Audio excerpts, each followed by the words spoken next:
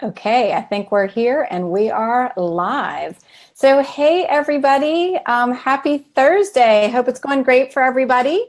I have a very special guest today. I've been doing these Facebook Lives almost every week, but we've started incorporating guests. I think we're here. Hold on, we are live. So let me just. So, hey, everybody, happy Thursday.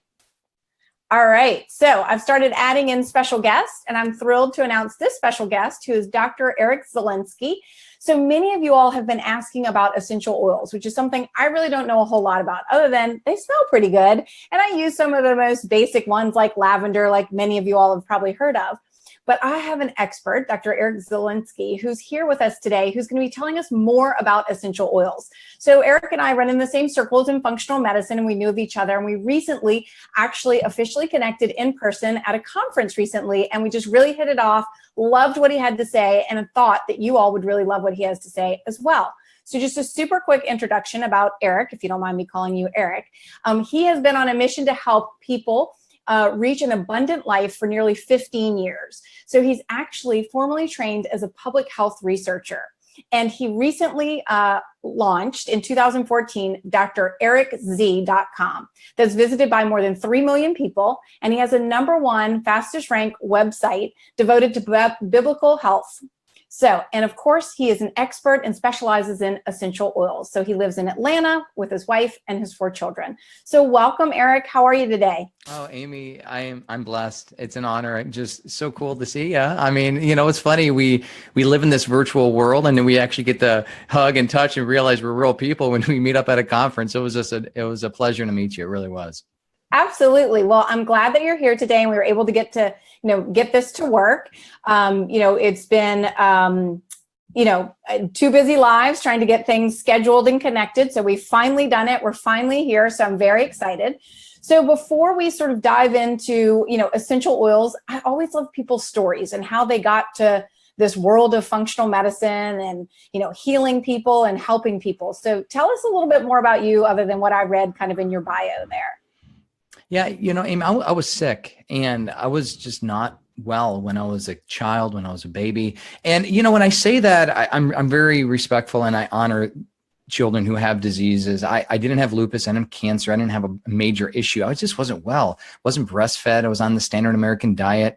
I had a lot of earaches when I was a kid. My mom and dad elected to have my adenoids and tonsils taken out when I was in 3rd grade. Developed acne. So what do? You get on Accutane. You get on Accutane, the suicide drug, right? That's what happened back in the day in the mid 90s. Developed depression. And one thing led to another. My gut health was absolutely destroyed, where things started changing in a pretty rapid way when I became a teenager or young adult. Chronic pain. And my mood disorders developed into suicide ideation. Like I literally was a wreck. Now on the outside, I had the MTV body. No one could tell I didn't feel good because I looked good, at least from the outside, right? I had my muscles and seemed to have energy, but I was drinking a pot of coffee a day and smoking a pack of cigarettes. And I actually fell into narcotics. I fell into alcoholism because I was just sick, like mentally, emotionally, spiritually. I wasn't well. And I really needed to, in a sense, I hit my rock bottom. I needed to be lifted up. I had a dramatic spiritual transformation. I recognized, you know what? I don't have to live this way. Pain-free is possible. Being happy is real. And you know what? I think there's a different life here for me. And my spiritual transformation drove me into realizing that my body's really a temple. I have to take care of it. And so 15 years ago, I went on just a journey. And I remember all we had back 15 years ago, because you weren't around online. I didn't have the pleasure of following your blog. We had Mercola. So I went to drmercola.com. I subscribed to his newsletter. And thankfully, Joe's still around kicking hard. But he, in a sense, discipled me into health and taught me different ways of life where you don't need to go take an antibiotic every time you feel bad. You don't need to go to the aspirin. And my life slowly, dramatically changed to where I'm at. And I got to say, I've been able to really rectify or cure, so if you were to say, everything. Like I feel great. And my wife and I have 4 beautiful children that are home birth. We don't vaccinate our kids. I can count on one hand how many times my family, 6 and I, have been on antibiotics in the last 10 years. And even then I regret half of them because I know more now than I knew then. But at the end of the day, Amy, I really am compassionate for people who are sick, because I know what it's like. And I know what it's like not really having much hope. And so I just really want to be a beacon of light for folks to realize, you don't have to suffer anymore. Yeah, absolutely. Why, we connected when we met a month or two ago, but I didn't know in great detail all the story that you just shared. So thanks for opening up and sharing that with me and with my followers. But yeah, I do think that it's those of us who've been sick, we really get it and we really understand. And it makes, such a vast difference for people. Yeah. And, unfortunately or fortunately, most of us who do what we do have been sick or have a very close family member who's been failed by conventional medicine. And that's why we're here, to see, you've probably heard me say conventional medicine failed me. And it's my mission to not have it fail you too, because, we know what it's like to be there and really, hindsight's 2020. We can't kind of go back on a lot of things that we've done, but certainly can move forward, not do those things, get ourselves well. And then fortunately you have, taken this as part of your life to make it a mission to help other people as well. So I think that's why we really connected when we met in person. I share the same philosophy. Amy, one of the things I love about you and your work is you care. And for anyone listening right now who has a doctor or any kind of healthcare provider that doesn't get it, you need to hire someone else. My best teacher in school said the best doctors are those who know what it's like to be sick.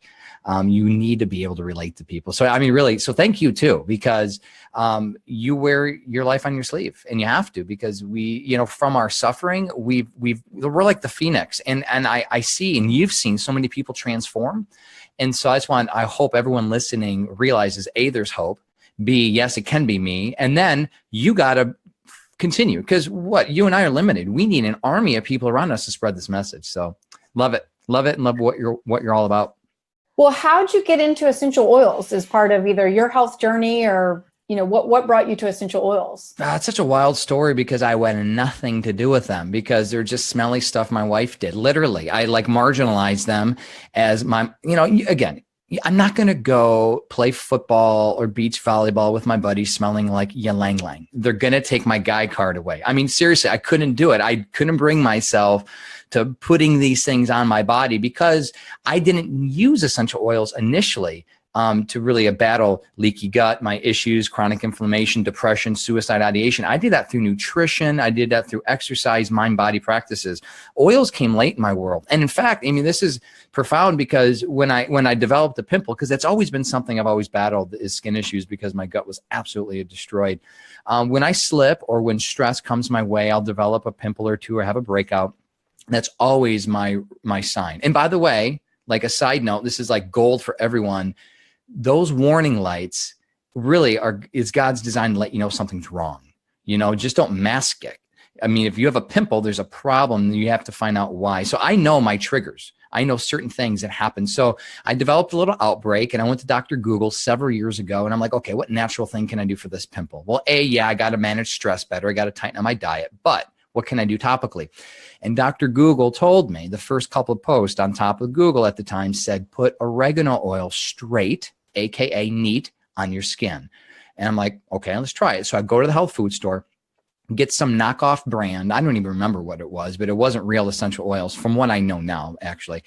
And I put it on my skin, and it burned like bad. Wouldn't that? Yeah, bad. It would have burned really bad, knowing what I know for oil of oregano, You don't do it. You don't do it.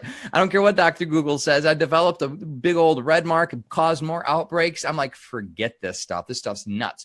So fast forward several years. I'm a research writer at the time. It was 3 years ago, 3.5, 4 years ago now, actually. One of my clients commissioned me to write a series of public health reports about oils. And I had to, it was my job now. So okay. Talk about frankincense and its relation to cancer. Talk about oregano and its relation to acne, bacteria. And then I had to dive deep. I wrote just thousands of words, and I've wrote several, actually it was over 12.5 reports. And that was my quote coming to Jesus moment. I was like, okay, what happened? What happened to me when I tried to use oils? Why aren't I using them more? Because the research is very suggestive that these things are real and they can do a lot at the root cause, not just palliative care. So that's what really caused me to think twice about this healing mechanism. But what really got me was this. As I did more and more research, I found out, and bless your heart, I know a lot of you listening right now and follow me are distributors, you're bloggers. I get it. You got to make a living. Do what you're doing and do it the best you can. However, 99.9% of all websites talking about oils have financial bias because they're selling them. And as a researcher, that's a huge red flag. And I realized like there is no one, literally no one talking about oils that isn't selling them. And I'm like, that's a problem. And so I talked to a couple of my friends. I'm like, well, why don't we put an online event together called the Summit? You've done those, right? And why don't we talk non-branded and talk oils without having a sales pitch? And it was the first time anything that's ever been done. And that was 2.5 years ago. And it went crazy viral. And that's what launched me out in this world. And I realized there was 165,000 people that attended that event. It let me know. And literally, I read all the emails, all the comments. We had over 4,500 emails and comments. I read them all. And one of the resounding things was thank you. Thank you for giving us just a non-biased, non-branded, just talk about these things. And that spurred me on to say, you know what? People need an unbiased resource. So one thing led to another, and here I am.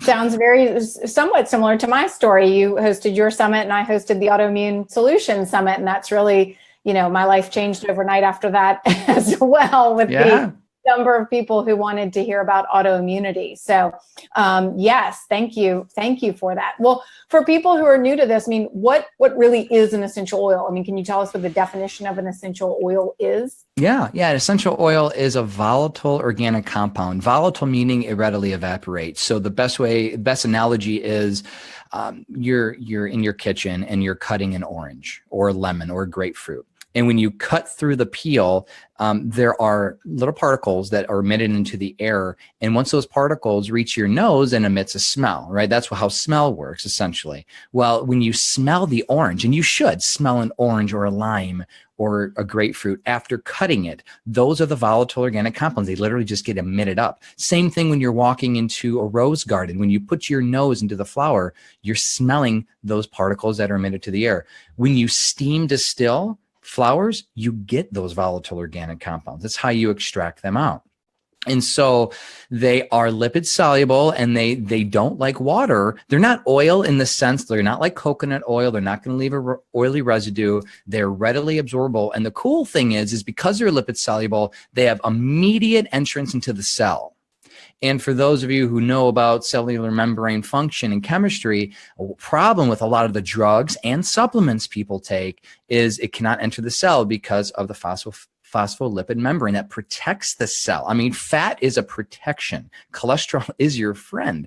And so essential oils just bypass that and go right into the cell. So it's a great carrier, actually, for drugs. It's a great carrier for nutrients and in and of itself because they're super anti-inflammatory. They're healing. Essentially, they are what I believe God gave the plants for healing, for defense. They ward off vectors and they prevent all sorts of different issues that happen to plants, and we extract them. And I'll end with this because, folks, don't think that the medicine you're taking was just invented by a chemist. Like they get these chemical compounds from something. It's not like aspirin was just invented, right? Like, hey, let's come up with aspirin. No, they got it from like wintergreen or birch. So they take the chemical. Yeah. Right. So that's what essential oils are. And we see medicine has tapped into the power to create synthetic versions, but they don't work as well as a natural thing does. It's natural medicine. So when somebody is going to look for an essential oil, what should they look for to know that it's a true essential oil, that it's not synthetic? Do you need to worry about organic?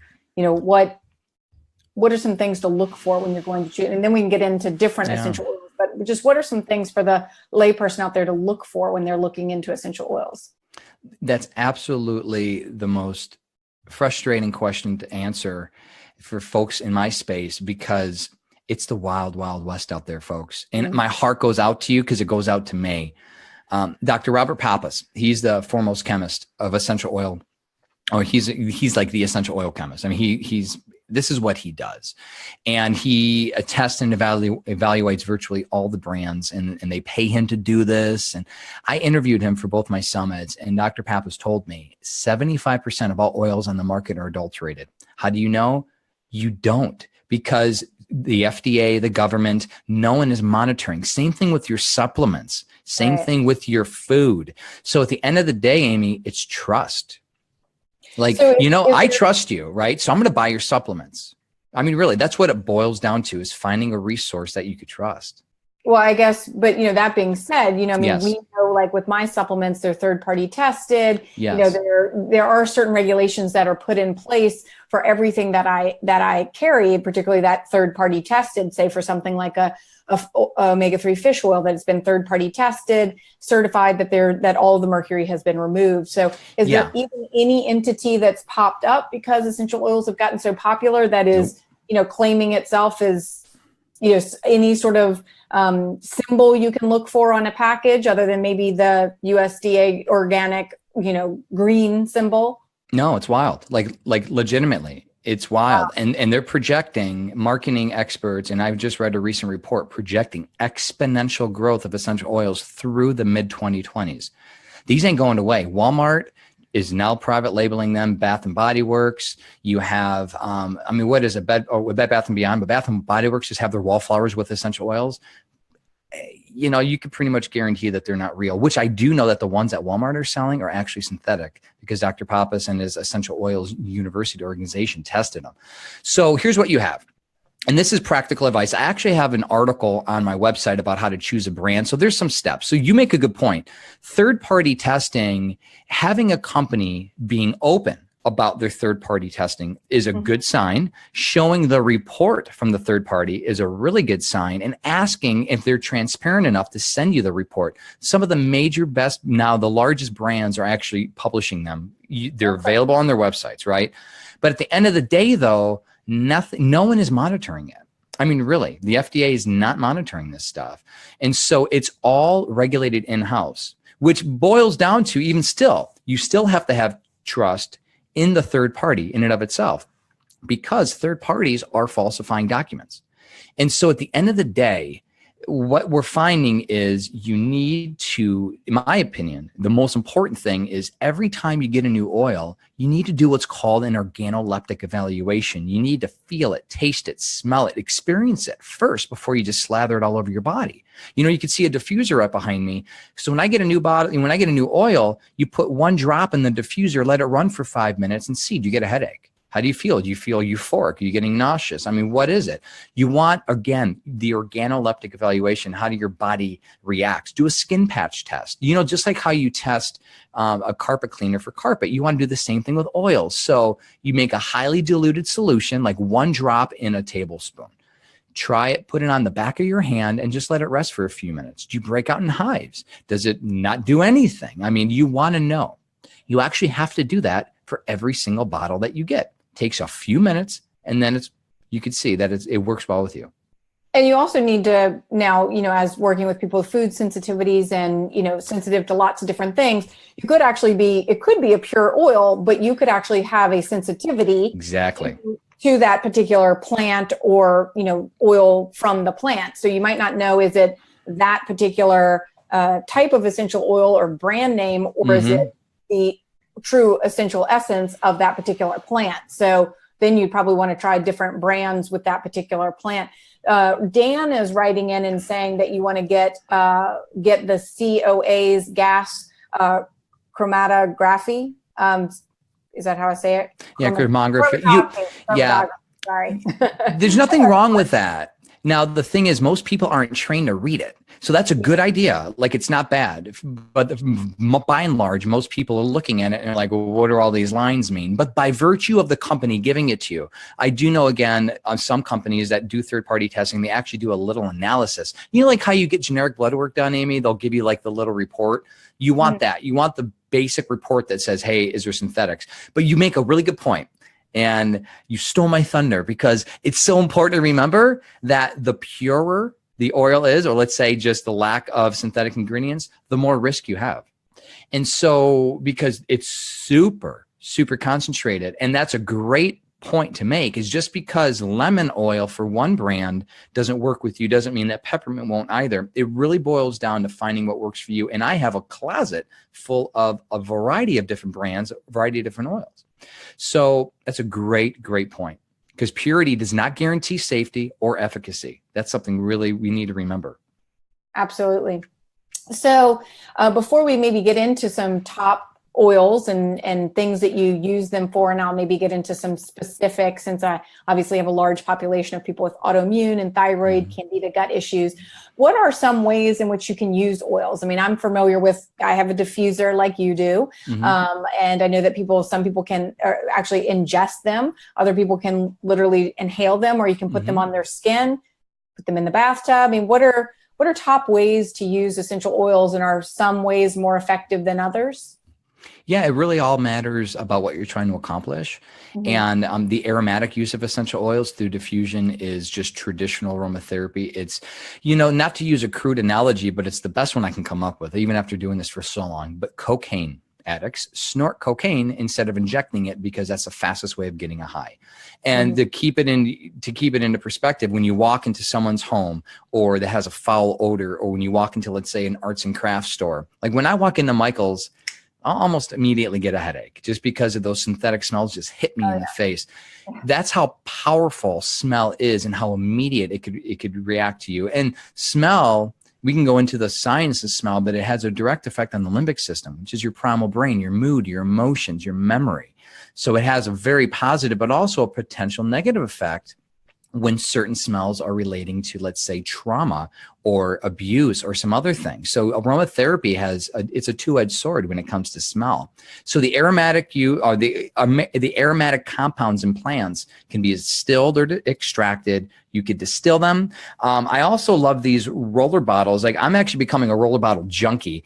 I have a bunch of recipes in my new book on these, because to me, what I see in the research is, because they're so quickly absorbable into the body, they literally penetrate your bloodstream within minutes, the chemicals of these oils. So when you apply, let's say, oils, I prefer over the abdomen, which is one of the best places actually to do it. Not the bottoms of your feet, folks. Trust me. The bottoms of your feet is not where you want to put oils.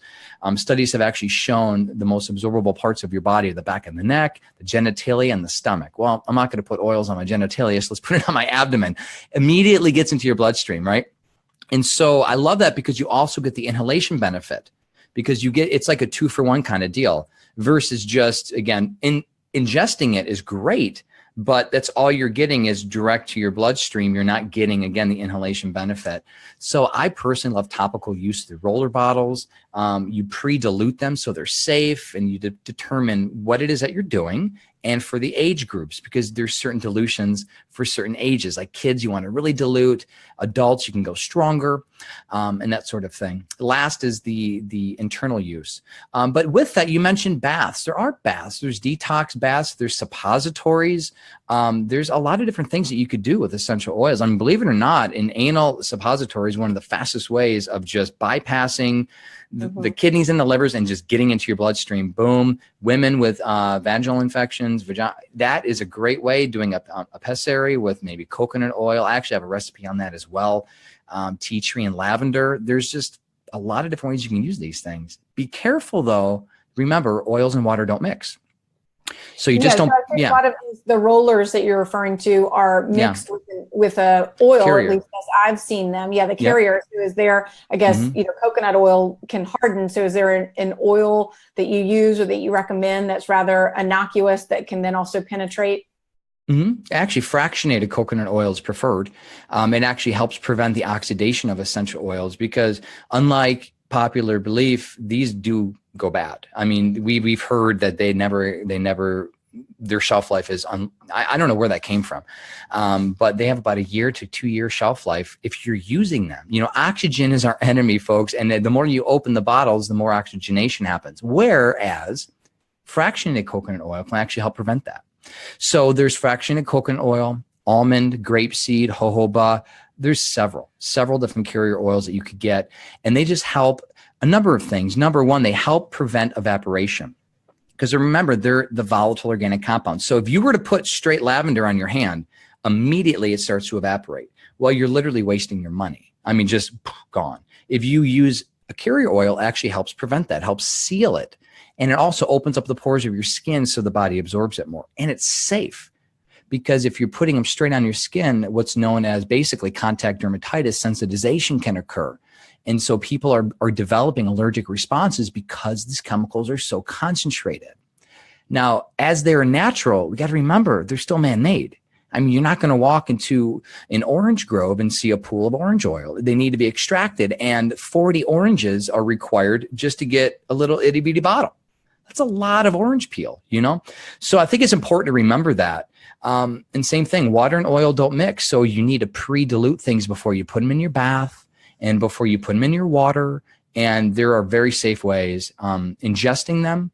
The culinary doses, Amy, are great. I love it. 1 to 2 drops per recipe is a really nice way of getting a culinary dose. If you want to up it, maybe 5 or 10 drops at a time, which is a little aggressive. You could do that with a gel capsule, or if you're looking at specific gut issues, which I'm sure we're going to talk a lot about because it's what you really specialize in, enteric coated capsules. Because the gut's so far down the GI tract that if you just take it with a gel cap, it will be digested or completely just, inoculated by the gastric acid by the time it gets to your gut. So if you want the oils to really penetrate into the gut and help with leaky gut or colitis or whatever it might be, you have to use an enteric coated capsule, which is time release. It's a enteric coated polymer capsule. Now, you mentioned cooking. Does heat not destroy the oil? Yeah, good question. For the true essential oil, again, remember, essential oils are steam distilled. So they've already survived the high heat process of steam.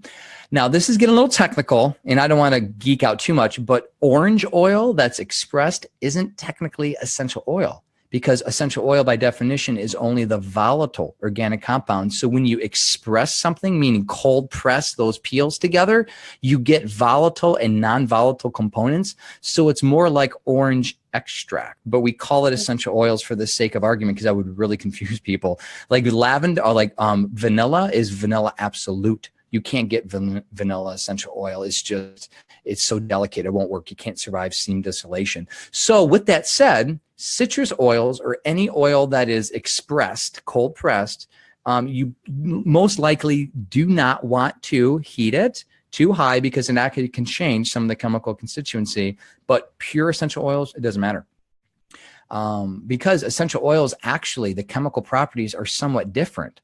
And it can be profoundly different than the original plant because of the steam distillation. The extreme heat required for steam literally can transform chemicals. So it's just something to keep in mind. All right. Well, let's jump into some very specific conditions and oils that could help with those. You mentioned children. So being a new mom, I wouldn't mind diving into just any that you can think of, maybe for children under 1 and, during various stages, and then we'll dive into, I know everybody's waiting for thyroid and autoimmunity and candida and leaky gut. So we'll dive into those next. Yeah. So for children, when it comes down to it, there is very, very little research suggesting that oils are not safe for children. It's all about dosages. And I would just say for my wife and I, having 4 children, using oils really since birth. I mean, it's part of our life. It's impossible for our children to avoid them. As just a peace of mind, there is some reason to believe that because pure menthol studies has shown to cause, or eucalyptus studies because of menthol, have been shown to cause maybe a respiratory arrest or some sort of respiratory concern for babies.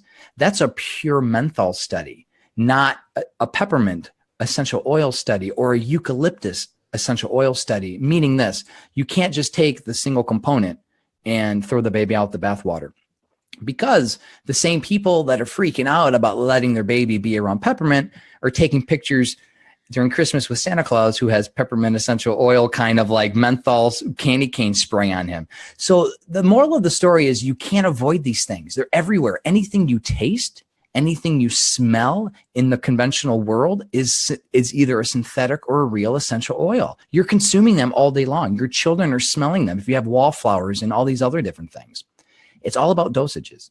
And so there are certain oils that, like wormwood and rue and things like you're not even going to buy, that you have to be concerned with. But by and large, the stuff that you're using on yourself if you dilute it enough, and typically 1% to lower than 1% dilution is what you want to do for kids. Like, what does that mean? What's 1%? Okay. I have a chart because it's like, okay, I got to do math. But the easiest way to remember this is per tablespoon of essential, or per tablespoon of a carrier oil. Yeah. Yeah, like coconut oil or something like that. Per tablespoon, you have like 300 drops of oil. So if you want a 1% dilution, just 3 drops of essential oil per tablespoon. It's that easy. So if you want to do something safe for kids, you want to do like 1 to 2 drops per tablespoon, and you get this thing that will, this ointment that will last a few weeks or a month. You could up it. And so you never want to go higher than like 15, 20%. Depending on, unless you have a significant issue like a rash or a burn that you're really trying to heal. But just think about that, folks. It's all about safety. And the children, the reason why is because their skin is so sensitive, especially infants. But same thing with your face and underarms and genitalia. You're not going to want, like me, put a straight drop of oregano, burn. You're going to want to use a 1% dilution on your face. When it comes to other areas, you could up it up a little bit. So I hope that makes sense, but it all really boils down to the concentration, because again, folks, we are all ingesting them and smelling them throughout our day just because it's just the way of life that we have. Mm-hmm, mm-hmm. Yeah, I was making some at home, wipes, diaper wipes for Elle, and I just, took a bit of water and I had what I was using for the wipes, and then I just put a little essential oil of lavender in there. Don't know if I was doing that right or not, but I just threw it in.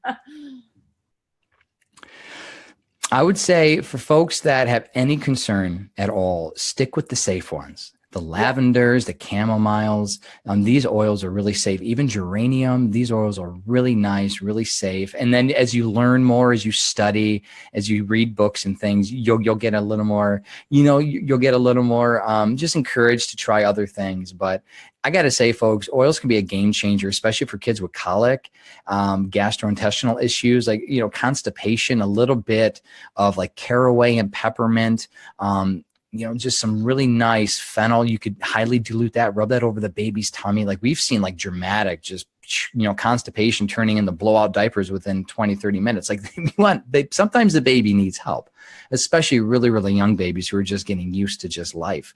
And so we've used them a lot, especially for sleep, fevers. Oh boy, peppermint and orange are just fantastic for fevers. I mean, well, fortunately, I have not had to deal with anything that you have just mentioned. No constipation, no fevers, no digestive issues, nothing, only teething, but she still managed to get by without anything. But I may be calling you in the future if we come across anything. It's eventually, especially when school time happens, it's going to happen. But yeah, it's awesome. Knowing, especially folks listening, knowing that you don't have to rush to the hospital if your child has a 102, 103, or even 104 temperature.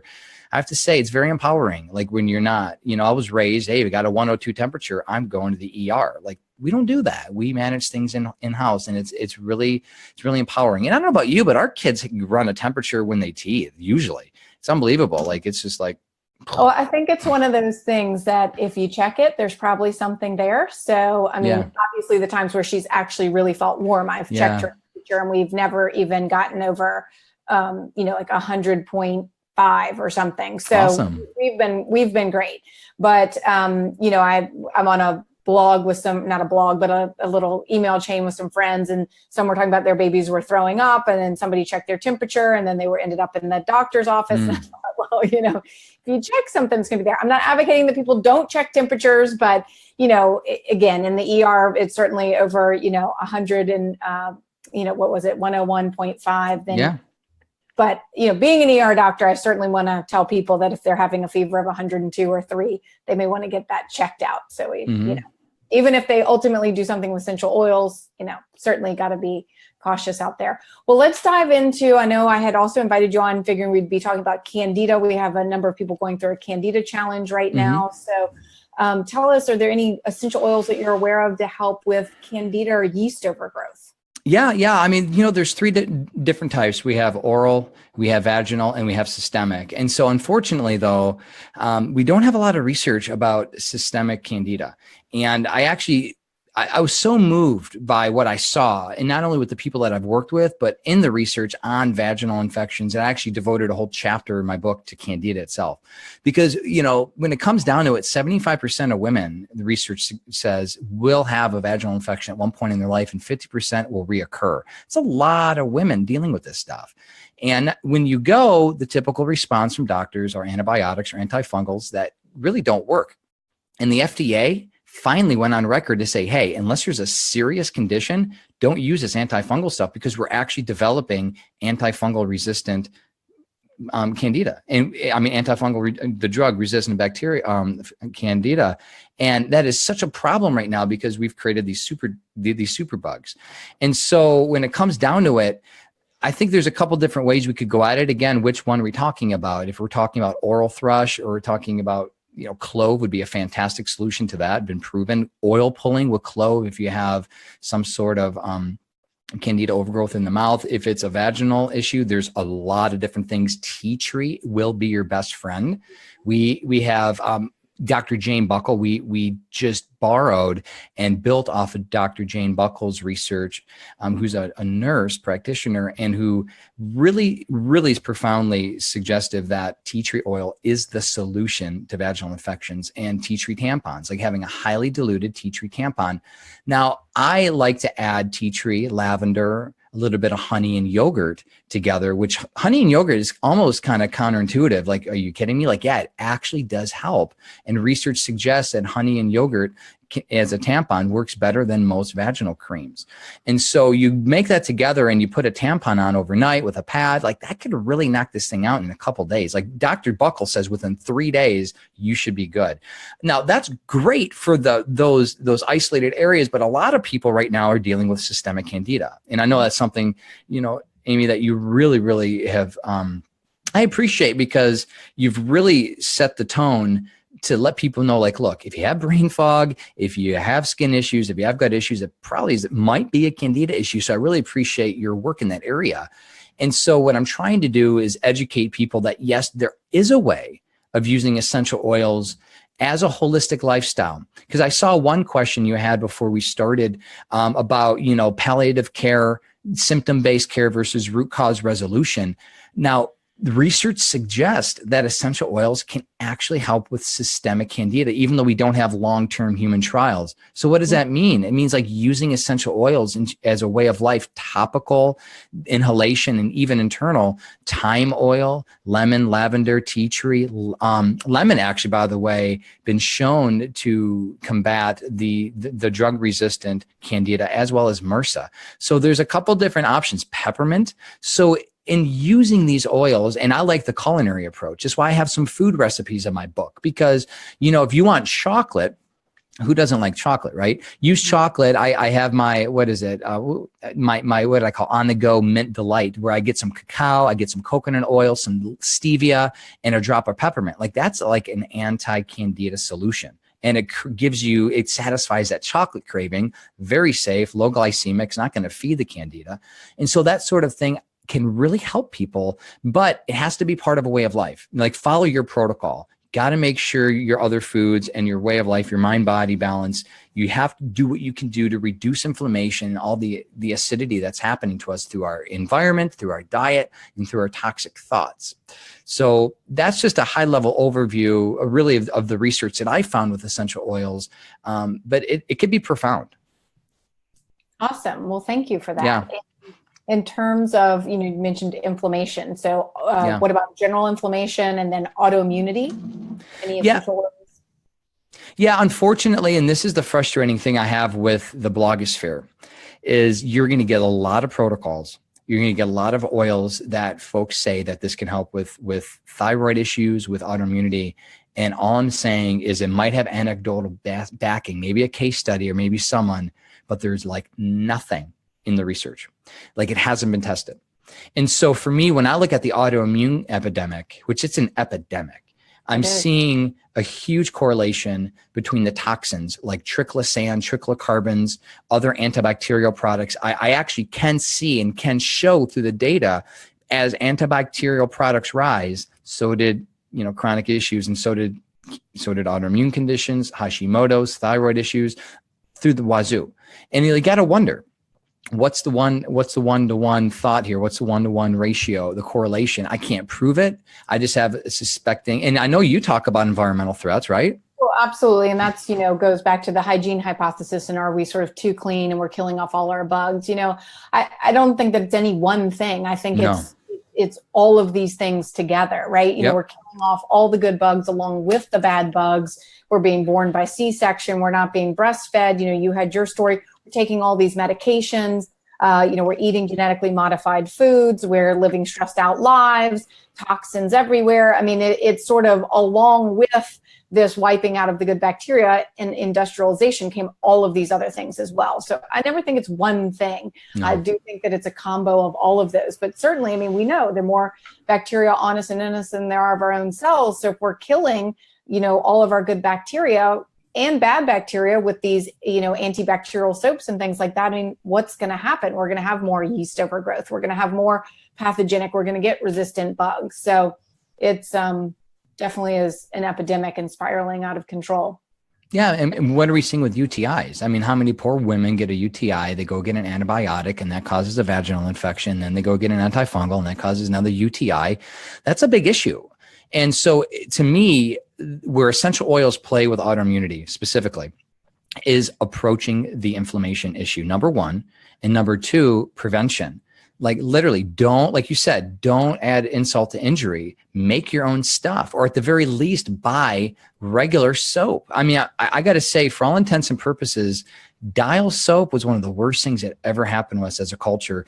And the FDA just last year finally banned triclosan, triclocarbons, and like 16 other chemicals from antibacterial soaps only. But what about the triclosan in your toothpaste? And what about the triclosan? Because it's a registered pesticide, right? Since the late 60s. What about, it's a known carcinogen, a known neurotoxin, and it's in everything that's antibacterial. So I'm telling you, it has a direct link and it's causing inflammation in the body. So first, to stop the bleeding, do what we can do. Eat the best food you can eat. Natural toothpaste on my website. Yeah, exactly. I mean, people don't think of it. Castile soap, it's super easy. Make cleaning products, add some essential oils. We didn't even get into that. We can do that next. Oh, it's so easy. Why not? Cleaning, right? Yeah. A little bit, a couple drops of lemon tea tree in your dish soap. Boom. I mean, because here's a cool thing about oils. And again, oils are not going to cure the world, but oils are a great adjunct to everything. I'll repeat, to everything. A cancer patient, a friend of ours, someone that we worked with, help her through a really tough spot. Like she was actually she should be dead. They took her off of immunotherapy. They took her off of chemotherapy, her white blood cells, she was at a point where the doctor said, prepare. Nothing was working. Chemo didn't work. She had stage 4 non-small cell lung cancer. And so they told her to prepare. And at the end of the day, she had nothing. She had nothing but broth. The only thing she could swallow. She couldn't even juice. She had broth, and her husband just put oils on her like every day, 4, 5, 6 times a day. And the golf ball sized tumor on her neck just went away. And next thing you know, the cancer in her brain couldn't be detected, and they couldn't find it in her lungs anymore. And the doctor's like, what are you doing? They got her back on immunotherapy, and they started talking to her about this process. And the question came up, like, what about these oils? The doctor said, they're not going to do anything wrong. Her oncologist said the oils aren't going to prevent your drugs from working because there's no research to prove otherwise. And I say that because until it's proven otherwise, we should be innocent until proven guilty. But oils and natural therapies, I've seen in the medical community, are guilty until proven innocent. They're like, oh, don't do it. We don't know. It could hurt your chemo. It could hurt your body. It could hurt no. They actually help. Research suggests that using oils with your probiotics and with your enzymes help enhance the ability of those supplements to perform in your body. Because again, they're lipid soluble and they bring entrance. They're like a carrier into the cell. So with that said, oils are, to me, a good adjunct to just a way of life. And I love it. Cancer is an inflammatory process, and yes, gone awry. What type of oils was she using to help, with that process? Yeah, specifically, she used frankincense, myrrh, and lemongrass. Lemongrass doesn't get enough credit. It's known to help balance cholesterol, but It's powerful. It's powerful against MRSA infection. It's powerful actually against cancer specifically. These oils are actually known to be apoptotic. They cause cancer cell death. But here's a cool thing. And like, whether it's gut bacteria, your bacteria in your mouth, whether it's cancer, whatever it is, these oils, just like a lot of natural therapies anyway, folks, have what's known as cell selectivity. So when you ingest garlic will actually help kill a lot of the pathogenic bacteria, but it leaves the healthy bacteria alone. It's like this beautiful synergy within nature. So you don't have to worry about killing your good bacteria by using essential oils, even on your hand, on your skin, in your body. It doesn't work like that. So when you're taking oils to trigger potentially a cancer killing effect, it's not going to do what chemo does. It's not going to kill everything. It's really wild. Like, we don't even understand, but we do know, again, cell selectivity is a well-known concept in the research community, and they're trying to get to the mechanism behind it. It's really profound. Now, if you were to pick sort of your 5 top favorite essential oils, do you mind sharing those with us and what you use them for, what they're recommended for? Yeah. It changes again depending on the season, but the 3 that I get this seems to be a common question. I always get this. The 3 that I always answer, and I can't stop because it's there. Just how profound you could and how many different ways you could use clove, orange, and peppermint, not only together but separately. There's nothing we can't do. Orange, in my opinion, is the most underrated essential oil on the market. It's actually one of the most widely used. It's one of the most cost effective. But people don't even know the true potential because it's so high in D-limonene, like an actual anti-inflammatory cancer fighting chemical. It's like the most potent chemical. It's most potent essential oil, has the most concentrated amount of D-limonene versus anything. Orange oil. I make my own deodorant. In fact, I think my team is posting below a video that you guys can get if you want, just on a bunch of different home products and beauty and body products that I made. So I make my own deodorant, and I was looking around the house for essential oils, and I think I had, my daughter had the lavender, and something happened with some other things. So all I could see was like the orange, and so I grabbed the orange, and so my deodorant right now is orange smelling deodorant. So glad that it's one of your top rated ones. Oh, it literally is liquid Xanax.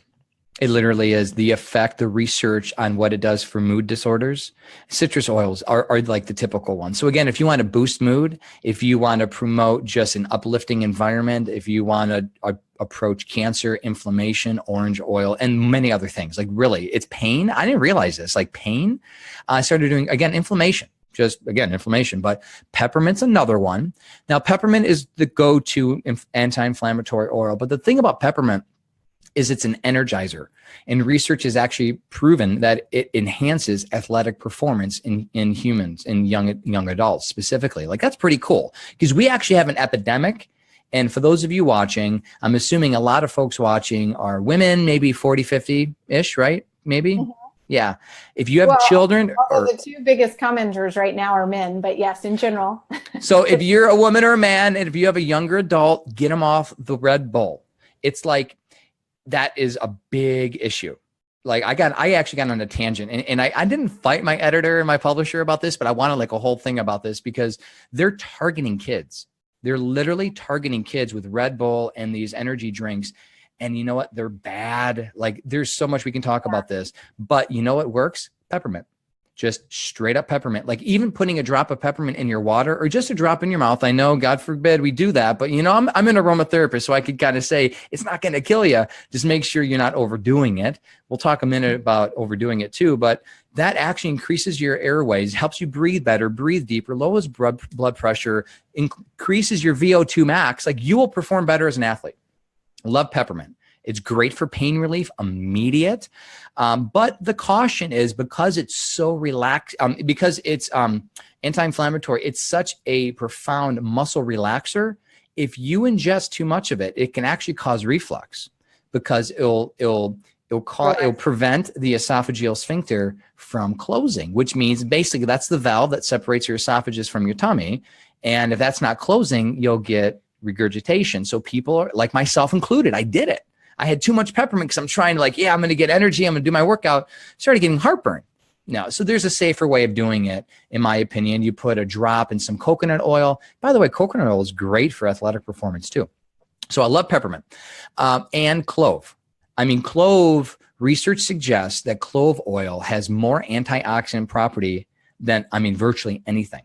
Like turmeric, garlic, blueberries, acai, whatever the next Amazon berry that everyone's going to get, you know, acai bowls, I love them, but clove oil, it's like an antioxidant powerhouse, and MRSA and antibiotic resistant, all these different things can't do anything to this because it's just super potent and for so many different things.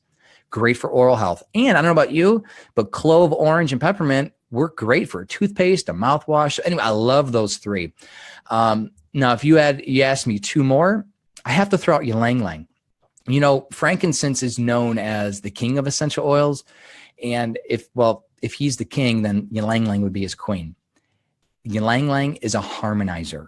And the cool thing about ylang ylang, and Amy, I think you'd geek out on this, because if I show you the study. I don't care for the smell of that particular one, but the research though, it actually, yeah, you know, I don't like lemongrass, but I kind of, you know, do you eat the liver? Do you live to eat? You know what I mean? Like, but anyway, I get it. Ylang ylang, the thing about ylang ylang, it actually balances conflicting biochemical markers. So on people like you, me, whatever, they've done studies where ylang ylang, for people that were hypotensive, they've raised the blood pressure. The ylang ylang helped the body harmonize blood pressure, and it actually decreased heart rate. So, you know, most people, it should go in sync. So decreasing heart rate, increasing blood pressure are conflicting measures, and that typically doesn't happen from one intervention. And they're finding that things like ylang ylang and sandalwood actually harmonize, basically giving the body what the body needs to create homeostasis. And a problem that I have doing what I do in the sphere that I do it is it all has to be individualized. So people say, hey, what do I do for high blood pressure? Well, I don't know. We have to find what works for you, because there is no like known oil. There's not like this drug approach. So when I see things like harmonizing oils that literally help the body balance, I'm like, well, we got to take that in consideration, because it's doing something that the body can't do, helping the body to reach peace and calm internally. So I love ylang ylang for a variety of reasons. Women's health, decreases anxiety regarding sexual dysfunction. That's an interesting one too, by the way. There's so many different things. So I don't know. We got a bunch more we could talk about, but those are four key ones. And I try to keep them to realistic ones and cost affordable ones, you know, like clary sage and lavender. These are cost effective. Like when we get into the sandalwoods and the frankincense, these are expensive oils. They're good, but there's more than one way of painting a wall. I'd rather recommend a cheaper one that you can get a good effect with, you know? Mm-hmm. So I know you mentioned, you know, you are someone on the internet who works with essential oils and, you know, advocates for them, but you're not selling them. So do you have any favorite brands for people? I know that they'll be curious to know. Yeah, I unfortunately, my commitment to being brand free is I'm not beholden. There are several, I will tell you folks, there are several brands that sell good, pure oils. And like you said, Amy, early on, just because one particular species of lemon doesn't mean that you're not going to do good with their clary sage. So you have to find a good trusted resource and go with them. You know, I will say this much. When you go into the network marketing world, bottom line, you are paying the middle gal. So you are paying more. But I'm not against that. Like, I mean, there are some really good MLM brands out there, and you are going to pay more, like up to triple, quadruple the price of what you could somewhere else. However, if you're getting the support, if you're getting the education, and if you're getting the resources that you need, it's worth it. It's like, do you really need that Mercedes? You could get by with a Chevy. And that's kind of what MLM oils are. And just trust me, they're not better. Purity is purity. You can't be more pure. MLM. Multi-level marketing. Oh, yeah. So purity is purity. Whether it, you know what I mean? So at the end of the day, potency has to do with purity. How far behind the times I am. I don't even know what MLM is. MLM, multi-level marketing. Yeah, network marketing. I got to say, thumbs up, because if it weren't for the multi-level marketing community, we wouldn't even be having this discussion right now. I mean, oils are mainstream. And 20 years ago, like literally 20 years ago, they were snake oil. People weren't doing this. People weren't talking about this. They're very fringe, hippie, patchouli, hairy armpits. Like that was essential oils. And my aromatherapy mentor, she said, Eric, things changed once the network marketing community really made this mainstream. She actually said getting oils in the churches was the best thing that ever happened, because the church, and as a Christian, I'll say the church has a tendency to be a little judgmental of things, and they didn't want anything to do with oils as like a group. And now they're everywhere. So anyway, thank God they're in the churches. Thank God they're in the stores, because now we're starting to make this more accessible to people. Now, and I mean, I know my feeling on this, but I'd be curious to know yours in terms of if something says it's pure versus organic, does it matter if it says, if it's organic, and do you need to look for the USDA green seal, or can they put organic even if it's not truly 100% organic? Yeah, I mean, absolutely not required, in my opinion. Now, it's not bad. Now, at the end of the day, I'd rather have organic than non-organic food. The thing about essential oils is because so many pesticides are lipid soluble, they've done research. And in 2014, there was a conference in Italy, an aromatherapy conference. And one of the main points of contention was the evaluation of several different organic essential oils and how much pesticides were detected in them. You can't stop Monsanto from spraying. You can't stop the runoff. You can't stop the drift wind. And so at the end of the day, even though the farm, and they're not testing for this stuff too. I mean, it's really hard. Like, what are organic pesticides and non-organic pesticides and all these other things? So at the end of the day, there is no guarantee. I prefer to purchase oils that are grown in the indigenous environment, because there's less likelihood for pesticides and sprays. When you get your lavender from France, that's where it's naturally grown. When you get your lemon from India, that's where it's naturally grown. That's better. That's more wild crafted. If you know what that is, wild crafted means like it's literally in like the wild versus in farms. So I would prefer wild crafted indigenous oils over anything, on top of the day in a U.S. farm that's organic. But at the end of the day, we're at a point, Amy, it's really scary. We're consumerizing a lot of these plants to extinction, so we can't even get them in their indigenous environments anymore. So they're having to source them out of their natural environment. Yeah. Although just, as you said, I mean, that's an interesting thought about the wild craft. I hadn't thought about that, but certainly if I were choosing, I would pick organic. Should I be able to afford it over non-organic, because of exactly what you said. I mean, what you're doing is you are getting a super concentrated oil or VOC from a plant. And if that happens to be a pesticide that was fat soluble, it's going to be even more highly concentrated in there. I mean, that would have been my thought about organic versus non-organic. Well, you know what the problem though is, like when you get your vetiver from Haiti, there are no USDA organic standards there. And so once they cross the border, you can't slap the label on. It's not that simple. And so that's the problem is for folks. Yeah. If it's a US based product, sure, I would actually only want to use organic. If it's non-US, it's tough. Well, right. Then you don't know. I mean, that's where you want to know. I mean, that's sort of like the fair trade coffee and things like that. Yes. I mean, then you want to know about the farm where it's coming from, because it could be a farm that is, say, I mean, I went to India and I went and looked at the organic India plant where they're making all the teas. And so of course, their farming practices are amazing, and they're using organic farming versus a lot of the rest of India is not at all. And so you really need to know where within a country you're getting something, if at all possible, or trusting in an organization that's importing that or, selling that.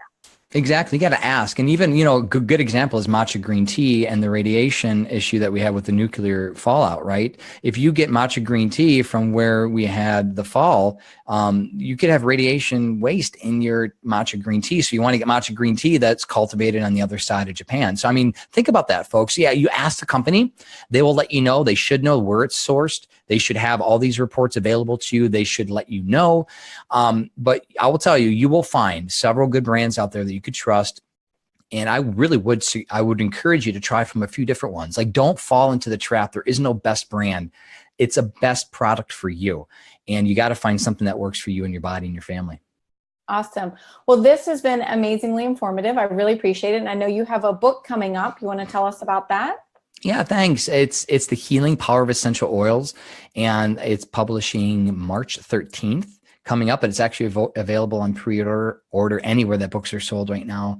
And I got to say, it's the culmination of all that I've been doing the last 3 years. And so, for the ladies out there, especially, I couldn't stop. I couldn't stop. I have a whole section on women's health. It was supposed to be a chapter. It turned out to be a whole section of 5 chapters: candida, prenatal, we have menopause, postmenopause. It just went, because there's so much. And unfortunately, guys that are listening, I'm sorry. Like, I get this a lot. We just don't have a lot out there to really help us when it comes to prostate issues and not. So I'm really starting to dig deeper because we just don't know when it comes to using essential oils for men's health specifically. It's really an unknown issue. So a lot more research for the ladies. So I'm trying to help.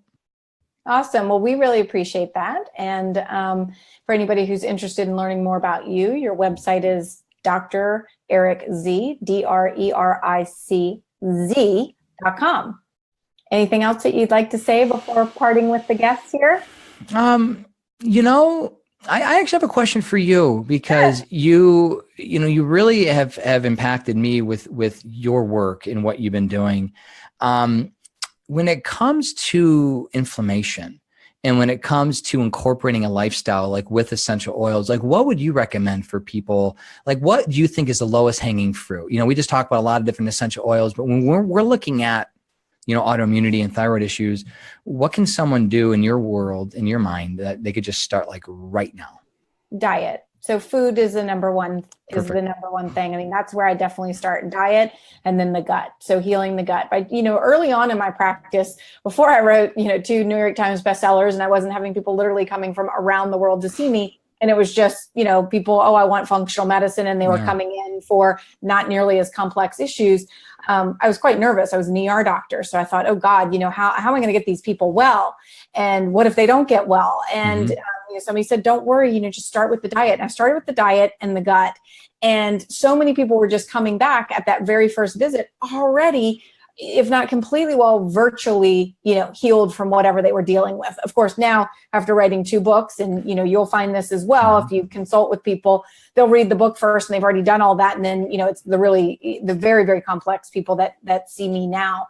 So, but in the beginning, that was really, and for many, many people out there who don't have 10, super complex issues going on or multiple autoimmune diseases, diet and healing the gut. And of course, the first step in healing the gut is working with the diet or changing the diet. So between those 2 things, that can get a lot of people. And then of course, now I need to dig into, of course, the toxins, infections, stress, the Lyme, the toxic mold, the all kinds of things that just are really not on the radar for a lot of people now. I love it. And I'm glad the answer wasn't take the supplement, and the answer isn't, and folks, I'll leave you with this, because I get this a lot. People want the magic pill. They want the solution. And my heart goes out to you. It really does. I know what it's like to be miserable, and I know what it's like trying to find the solution. But using essential oils and going to McDonald's is like 1 step forward, 2 steps back. So like Amy said, perfect. We get the foundation set. We get the nutrition. We use these other therapies to help support. And that to me is where supplementation, essential oils, and other mind-body practices really thrive. But the focus has to be with nutrition. And you're right, gut health for sure, because that's the cornerstone of it. So awesome. And by the way, thanks so much for being part of my Heal Your Gut Summit. That one I did with Dr. Josh Axe and Donna Gates. Your talk was brilliant, by the way. Voted, I think, one of the top 5 interviews we did. We did that last year. So love it. I love your work in the gut world. So thanks again, Amy, for all that you're doing. Absolutely. Thank you so much. Well, so great to have you. I'm going to see if I can find a way to stop the live stream and then still be able to check in with you and say goodbye real quick. So thanks everybody for joining us today. Really appreciate it. And head on over to Eric's website if you're interested in learning more about him or essential oils or his new book coming up. Take care.